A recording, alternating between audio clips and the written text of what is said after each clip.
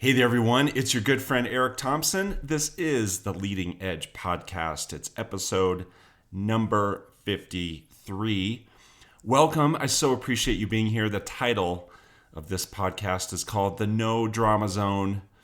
I will tell you why in just a minute, and I'm pretty excited to tell you why. Another thing I'm excited about is that we are now well past 5,200 unique downloads. How cool is that? Oh my goodness, I never ever in my wildest dreams imagined that that would happen. And it just goes to show, just go do something and then watch what happens. And I just want to say thank you to everyone who's been checking this out. So maybe you've listened to all of them, maybe you've listened to one. In either case, I am super grateful. All right, so check it out, the No Drama Zone. My goodness, you guys. This is tied to a book that I have been working on. Well, if you count the number of years I've spent thinking about the book, this has been going on. This is something I've been working on for 4 years. All right, so for 4 years, I've been working on the No Drama Zone book. It's something I've been wanting to do for a long time. Finally, 2 years ago, I buckled down and put my mind to it, put my actions to it, and started writing the book. And I wrote it just little bits at a time. All right. So I would spend, 15, 20, 30 minutes a week. Literally, that's all I would do. Little by little, chunking it down, eating this elephant one bite at a time, bit by bit by bit. This book came together. And then about 3 months ago, put it just in full gear. It was close to being done, and then started all the work that needs to be done on the book, like laying it out in the graphic design and figuring out how it's going to be published and on and on and on. Just been working with an amazing graphic designer who gave it a really fun look. I love the fonts that she's picked and the little graphics that she's put in the book. The vision was to make it a fun book. I don't know if it's a serious topic, but it's an important topic, but we wanted to have some fun with it. And she has certainly done that with the look of the book. So check it out. The book is going to drop October the 30th, all right? October the 30th. So you might be listening to this before October 30th. You might be listening to it after October 30th, but that's the deal. It's going to drop October 30th, 2020. So if you're listening to this beforehand, just know that you can grab it from Amazon once October 30th hits. If you're listening to it after, go get it. So just go on Amazon. That's where it is. We're going to have a print version and a Kindle version. You got to check out this book. So the book, The No Drama Zone, is giving you the 5 rules to have a no drama life, plus 100 daily lessons to live a drama-free life. All right, so there's some really fun stuff in here. Dare I say, there's some really good stuff in here. And what I'm going to do in this podcast is I'm going to give you some of the takeaways from the book, and these will immediately help you. And if you're kind of liking what you're hearing from me today, then go grab the book, please. It would be a big help to me. Just want to spread this message. And I think, in my opinion, dare I say that this topic is super relevant right now. Okay, there's some drama, right? There's some people are feeling drama. They're feeling sometimes overwhelmed by drama. There's feeling like there's too much drama in the world. And as I always say, this is not me telling you to put your head in the sand and ignore it and believe everything should be rainbows and daisies and unicorns all the time. No. That's not what the No Drama Zone is, all right? What the No Drama Zone is, it's choosing to live a life of contribution. It's choosing to live a life where drama is eliminated or reduced so that we can be at our best, so that we can go out and make a difference in the world and do our part to make the world better. And it all starts with us, all right? So the thing is, and I make this point in the book at the very beginning, is that we are responsible. So if we're feeling like there's drama in our life, if we're feeling, oh my gosh, look at all this drama that's happening to me in my world, I wish it would stop, I wish it would go away. Well, the thing is, we're responsible for that. So in some ways, we have chosen to invite drama in. In some cases, we have chosen to even create the drama ourselves.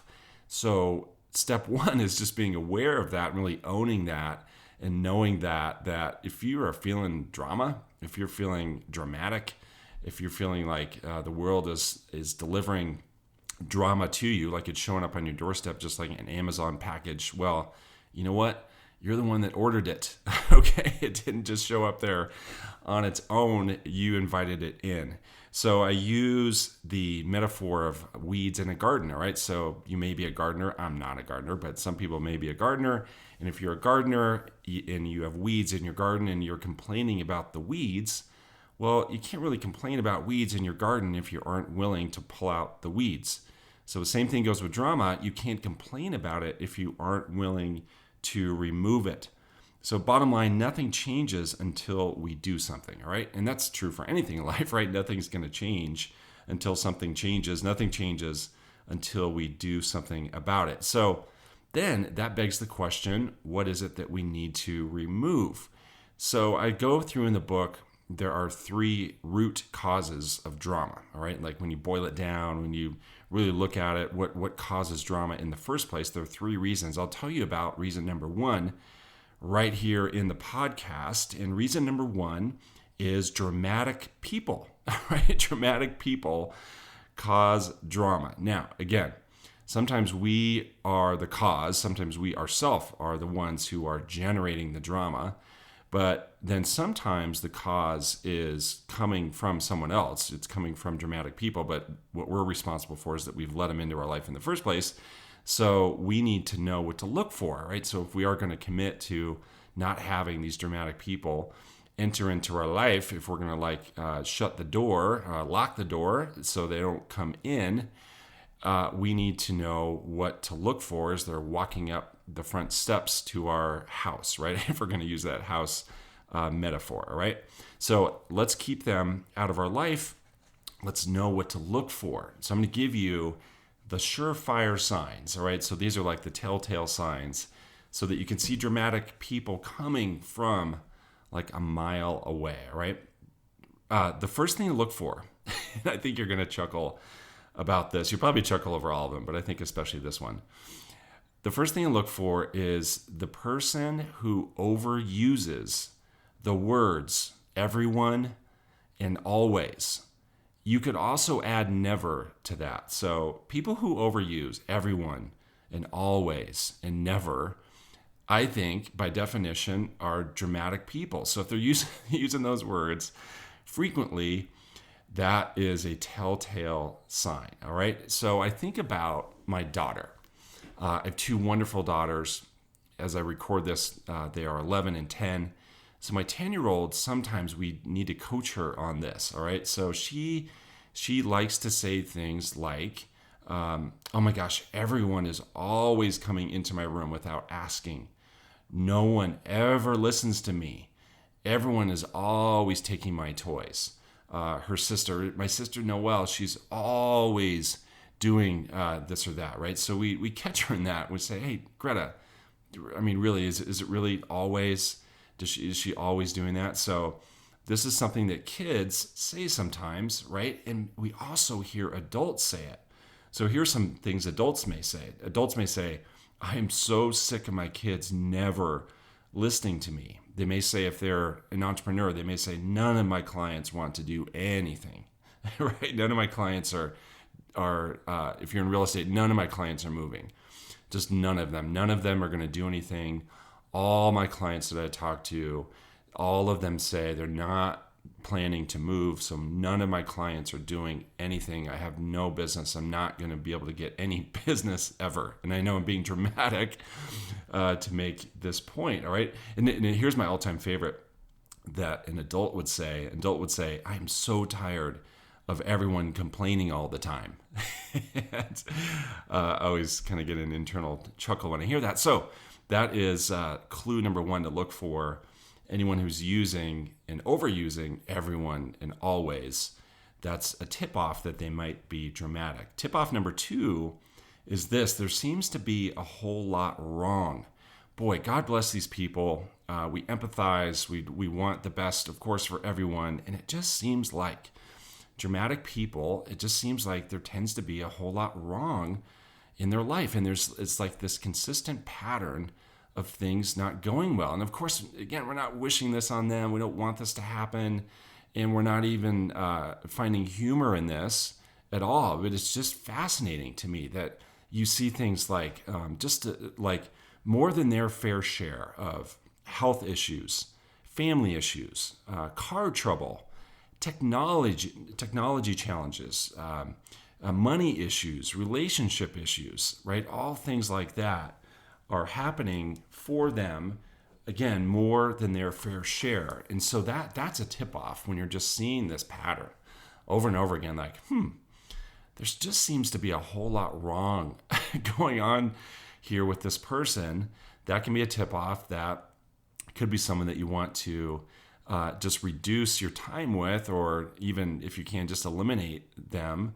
Again, God bless them. We want the best for them, but if we want to have less drama in our life, we need less dramatic people in our life. We need to know what to look for. The other thing to look for is that they tend to be really unpredictable. That's one thing I believe about dramatic people, is that you can't count on them.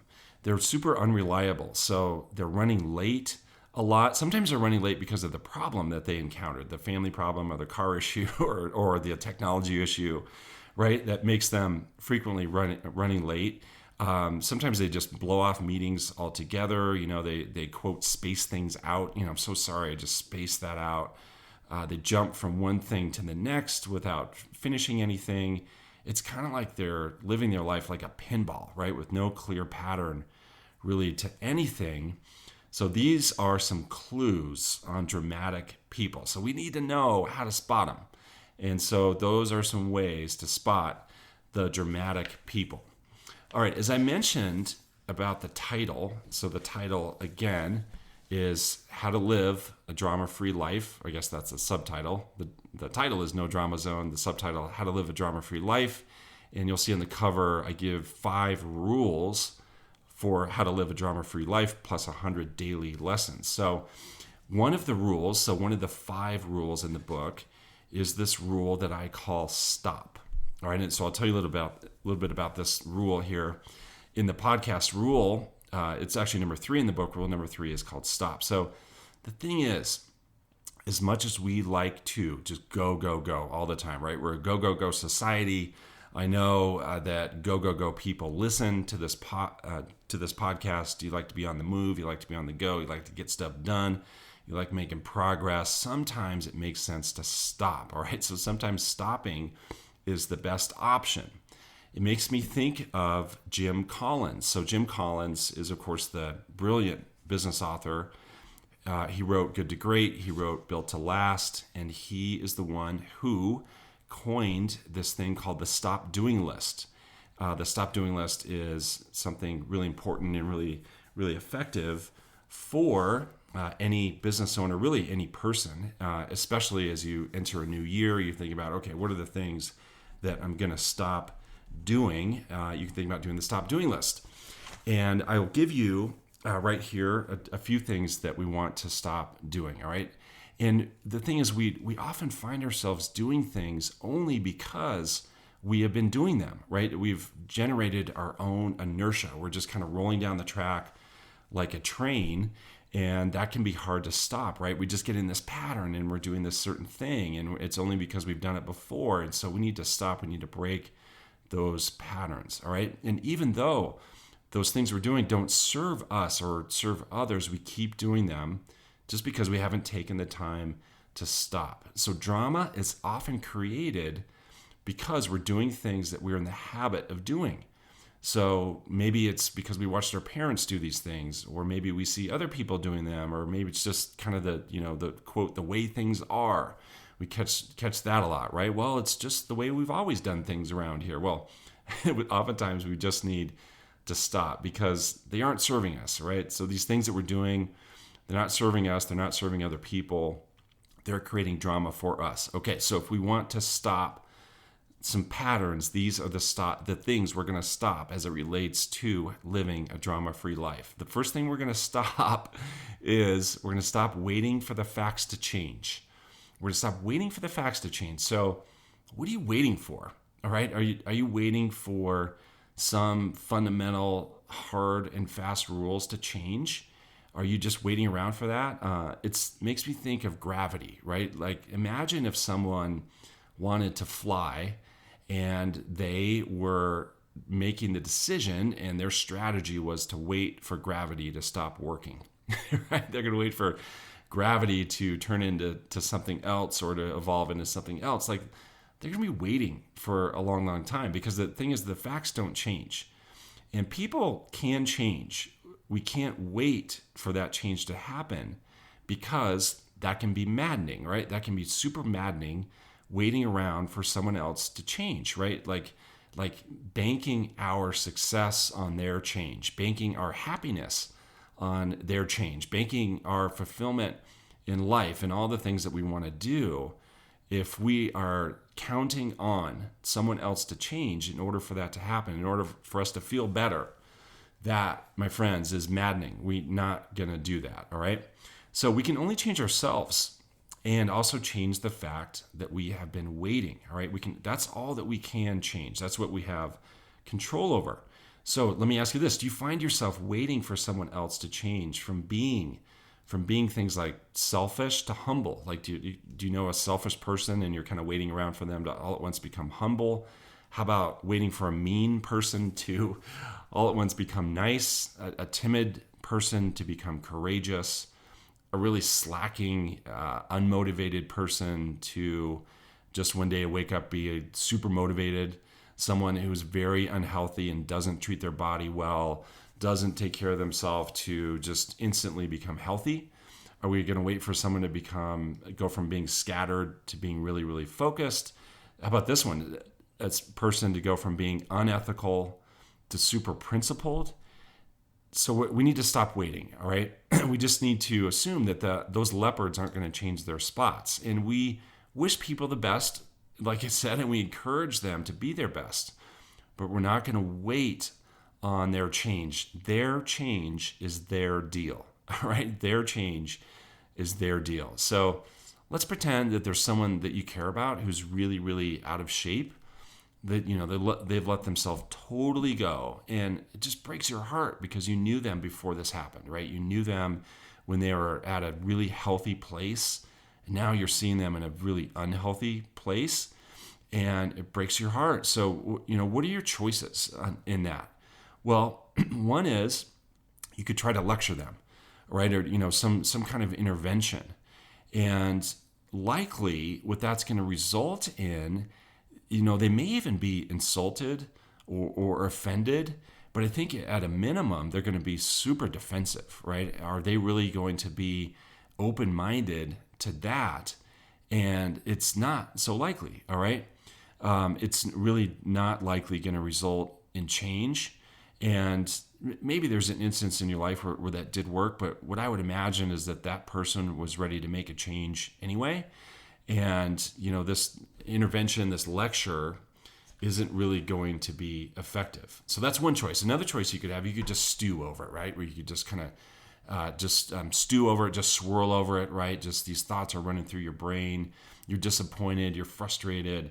You could do that. And would that be effective? Not really. You could be really passive about it. Like you could passively recommend gyms that they could join or healthy foods they could try. Like, hey, how about you try this apple instead of this candy bar, right? For your snack. You could be really passive about it. Is that likely to work? No. If that person's not ready to change, it's not going to work. The thing is, people need to change on their terms, all right? People really need to change on their terms. So the best choice is to continue to just love them, right? Just love them no matter what. Just keep loving on them. If it's someone that's really close to you, that's the best choice. Just love on them, and then create an environment where it's safe to be themselves, and then eventually change, right? Create an environment where they can open up about this, and maybe they finally express to you the challenges that they're feeling and the frustrations that they've had, and they feel safe doing that because you've created this environment of love and safety, and there's no judgment, right? You're just there for them. That's the best choice. And also the best choice is to choose your own happiness regardless of the state that they are in. All right, so I think that's a big takeaway. So there you are, you're watching them in this state. Don't tie your happiness to the state that they're in. You choose your own happiness. That creates a space of love. And the best choice is to model the behavior you want to see in them. All right, so just model it. Just show them how to be, and that is more encouraging and inspiring than some lecture. All right, show them how to treat yourself well and how to treat other wells. And who knows, they may change. They may change because of that, and you've given it the best odds of them changing because you just continue to love on them. You create this amazing environment. It's now maybe safe for them. You're modeling the behavior that you would hope to see in them, but that's not why you're doing it. You're doing it just because it's the right thing to do. So they may change, and that'd be amazing, but you know what? We're not going to wait, all right? We're not going to wait around for other people to change. So catch yourself in, where are you waiting? Are you waiting around? I know I've done that. I've done that even very recently. I've been waiting for some facts to change, and I had to say, you know what? That's not going to change. It's not going to change. I have to move on from this. I have to evolve. I have to take responsibility. I have to move forward. It's been kind of convenient for me to wait around for some facts to change. It's been a nice, handy excuse, but I'm not going to do that anymore. I'm going to take ownership. I'm going to take my power back. I'm going to go forward, and that feels way, way better. So that was one of the 5 rules. Then the book gets into 100 daily lessons. So it's really fun. The way it's designed is that you can read one lesson a day for 100 days, and the point is for you to just implement that lesson into your life. I just flipped open a draft of the book. For instance, there's a lesson called Don't Compromise, and I tell a really fun story about my wife and I and some good coaching that she gave to me back several years ago. It was all about don't compromise. So that's just one of the daily lessons. So again, if you want to grab the book, if you believe this would be helpful, if you want to be in the no drama zone, I'm guessing that you do. If you want to see more about this, go grab the book. Oh my gosh, it would mean the world to me if you picked up the book. Just go search it up on Amazon. You're going to find it. You'll find the print version. You're going to find the Kindle version. If you're listening to this before October 30th, you're not going to find it because I'm going to drop it on October the 30th. That's a Friday. Really looking forward to that. And guys, I so appreciate you listening to this podcast. Another thing for you to check out is my Alpha State Mastermind. My Alpha State Mastermind class. Go to alphastateclass.com. You're going to see all about that. Oh my goodness, we do daily mindset coaching in there, and that will be another way for you to reduce drama in your life. Guys, thank you for checking out this podcast. It means the world to me. I'll catch you in the next one. In the meantime, enjoy life on the leading edge. Bye.